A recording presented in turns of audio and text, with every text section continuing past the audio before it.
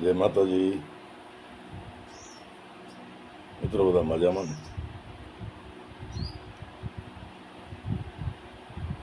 મિત્રો, ગુજરાતમાં ઘણી જગ્યાએ ભગવાન રાજી થયા, વરસાદ થઈ ગયો.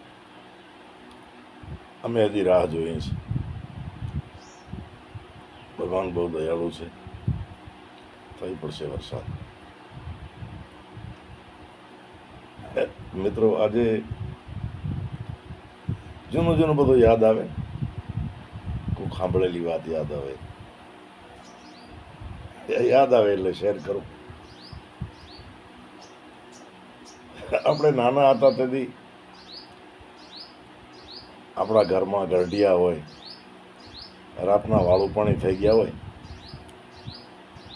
પછી પરિવારના કોઈ મહેમાન હોય, કોઈ આડોશ પાડોશના, કોઈ આપણા વૃદ્ધ દાદી હોય, દાદા હોય, એમની પાસે વાર્તાઓ સાંભળવા બેહતા આપણે બધા. પછી એ જૂની વાર્તાઓ કરતા હોય, આપણે સાંભળતા હોઈએ. એ વાર્તાઓ સાંભળવાનો, કરવાનો આનંદ અલગ જ હતો. કેવી ઊંઘ આવતી. એમાંથી એક વાત જે આપણા વૃદ્ધો કરતા, ગરઢિયા કરતા, વાત એમ કરતા, એક ખેડૂત સારી એવી જમીન મહેનત કરીને સારી એવી લક્ષ્મીની કૃપા પણ મેળવી, વૃદ્ધાવસ્થા વધી ગઈ, ઉંમર આંબી, ડાયા મોણા કહે ને, જમ ન પોકે જરા પોતે. જરા એટલે જમાર, ઉંમર. એમાં બીમારી આવી. એ વૃદ્ધને લાગ્યું કે હવે અંત સમય નજીક છે. બે દીકરા અને બે વહુને બોલાયા બાજુમાં અને કીધું કે હવે મારો અંત સમય નજીક છે. આજે નહીં તો કાલે 2-4 કલાક, 6 કલાક, 2 ઘડી, 4 ઘડી, પણ હવે ઉંમર પૂરી થાય છે. ભગવાનના ઘરે હિસાબ દેવા જવો પડશે. એ સનાતન સત્ય છે જગતનું. પણ મરવાથી પહેલા મારે તમને 2 ભાઈને અને તમારા 2 ભાઈના ઘરવાળા જે છે એમને એક ભલામણ કરવી છે, એક શિખામણ દેવી છે. અને કીધું કે આ પટારો ખોલો, એમાં 2 લાખ રૂપિયા પડ્યા છે. 2 ભાઈ લાખ રૂપિયા લઈ લ્યો. એ વખતે લાખ બહુ મોટા ભાઈ. એ રૂપિયા બારે લીધા. 2 ભાઈઓની ઘરવાળીઓ જે છે એમને લાખ રૂપિયા આપ્યા અને કીધું કે આ બેટા, આ લાખ રૂપિયા છે. હવે મારી ભલામણ તમને 2 ભાઈને એ છે કે ખેતરે જાઓ જ્યારે કામ કરવા, ત્યારે છાંયડામાં જાજો અને છાંયડામાં જ ઘરે આવજો. આ મારી પહેલી શિખામણ. બીજી શિખામણ એ કે આ તમને 2ને લાખ રૂપિયા દીધા છે, એમાંથી મીઠું કરીને ખાજો. અમારી શિખામણ તમે એક ગાંઠે બાંધી લ્યો. ક્યારે 2 દીકરાને વહુને શિખામણ દીધી, અંતિમ વસિયત કરી. બીજા દિવસે અથવા ત્રીજા દિવસે ભગવાનના તેડા આવ્યા. એ વૃદ્ધ ગુજરી ગયા. પાછળ જે કંઈ 12 દિવસનો જે રિવાજ હોય એ બધો થયો, પાર પડ્યો. અને 2 ભાઈ પોતપોતાને અલગ રહેતા, 2 ભાઈ ઘરે ગયા. હવે નાના ભાઈ દીકરો જે તો એના ઘરવાળા હોશિયાર હતા, બહુ ડાયા હતા, ધાર્મિક હતા.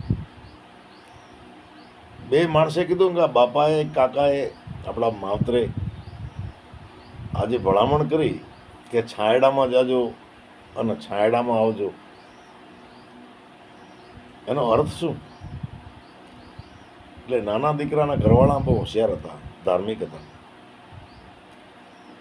એમણે અર્થ કાઢ્યો કે છાંયડામાં જાજો અને છાંયડામાં આવજો, એટલે વહેલા અંધારામાં આપણે ખેતર હાલશું અને પાછો રાતના અંધારું થઈ જાય ત્યારે ઘરે આવશું, આખો દિવસ સખત મહેનત કરશું. એનો અર્થ એ થયો.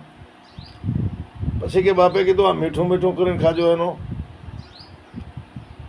એનો અર્થ એ થયો કે સખત મહેનત કરશું એટલે ચટણી રોટલો પણ મીઠા લાગશે અને કરકસરથી જીવશું, એને કહેવાય મીઠું મીઠું કરીને ખાધું. એ નાનો દીકરો અને એના ઘરવાળા આવી રીતનું જીવન જીવવા માંડ્યા. વહેલા અંધારામાં ખેતરે જાય, રાત પડે ત્યારે ઘરે આવે, સાદાઈથી જીવન જીવે, સાદું જમે એટલે મીઠું મીઠું લાગે. આ બાજુ મોટા ભાઈના ઘરવાળા જે હતા, મોટા દીકરાના, એ કંઈક જાડી બુદ્ધિના હશે. બે માણા વિચાર કર્યો કે બાપે વસિયત કરી, એનો મતલબ છાંયડામાં જાજો ને છાંયડામાં આવજો. એટલે એના ઘરવાળા કીધું કે આપણે એક કામ કરો, આપણા જ્યારે તડકો હોય ત્યારે જવાનો જ નહીં, છત્રી રાખવાની, તડકો પડવા જ ન દેવો, એટલે એનો છાંયડો થયો.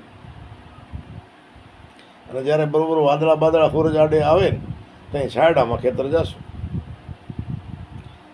એટલે બાપાની વસિયત બરોબર થશે એમ જ પૂરી.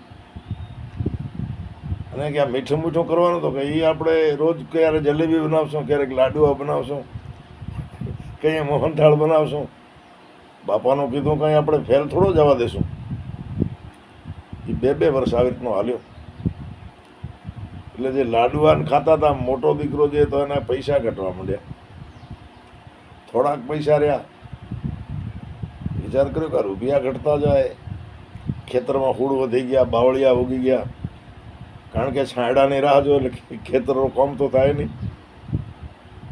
હાલો રનકાને પૂછ્યું કે તને લાખ રૂપિયા જે આવ્યા હતા ભાગમાં બાપાના મરણ વખતે, એમાંથી કેટલા વપરાણા? નનકે કીધું વપરાણા તો નથી, એમાંથી 25,000 રૂપિયા ઉમેરાણા છે. પણ કે અમારે લાખમાંથી 25,000 રહ્યા અને તારે 1.25 લાખ થયા. એનું કારણ તું એ છાંયડામાં નથી જતો. ત્યારે નાના દીકરાએ અને એની ઘરવાળીએ આ મોટા બેને વાત કરી કે બાપે જે કીધું છે એનો અર્થ તમને ઘટન કરતા નથી આવડ્યો. એમણે કીધું છે કે છાંયડામાં જાજો ને છાંયડામાં આવજો. એટલે વહેલા અંધારામાં ખેતરે ગયા, આખો દી કામ કર્યો અને પાછું અંધારું પડે, રાત પડે ત્યારે ઘરે આવ્યા. મીઠું મીઠું એટલે ચટણી રોટલો ખાઈ પણ આખો દી મહેનત કરીએ એટલે એ બહુ મીઠું લાગે. કરકસરથી જીવ્યા. અમે તો મીઠું મીઠું કરીને ખાધું એટલે 25,000 રહ્યા, હવે પૂરા થઈ ગયા.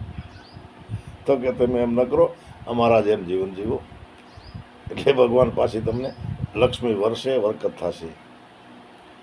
ખેર નનકાના જેમ પછી મોટા પણ જીવવા માંડ્યા હશે અને ફરીને રૂપિયાદાર થયા હશે. મિત્રો, જૂના જે વાતો હતી એ નાના બાળકો શીખતા તો એમને સંસ્કાર મળતા. હવે આ વાત સાચી હોય કે ખોટી હોય, પણ કરકસરના પાઠ નાના બાળકો ભણતા. કારણ કે માવતરો પાસેથી સાંભળેલો હોય ને, દાદા દાદી કને, એ પ્રમાણેનું બાળકો જીવન જીવતા. એ જીવન જીવવાનો આનંદ કંઈક વિશેષ હતો, કંઈક ઓર હતો. આજનો જમાનો ઘણા બિચારા શીખડાવતા હશે, પણ ઘણા પછી ઓલાદ જે છે ને એ આધુનિકતામાં પડી અને જીવન બરબાદ કરતી હોય છે.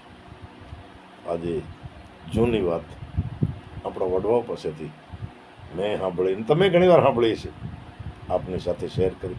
કેવી લાગી કોમેન્ટ કરજો, શેર કરજો, આપણી ચેનલને સબસ્ક્રાઈબ કરજો. તો ફરી કોઈક સંસ્કારવાળી વાત સાથે ફરી મળશું. ત્યાં સુધી જય માતાજી.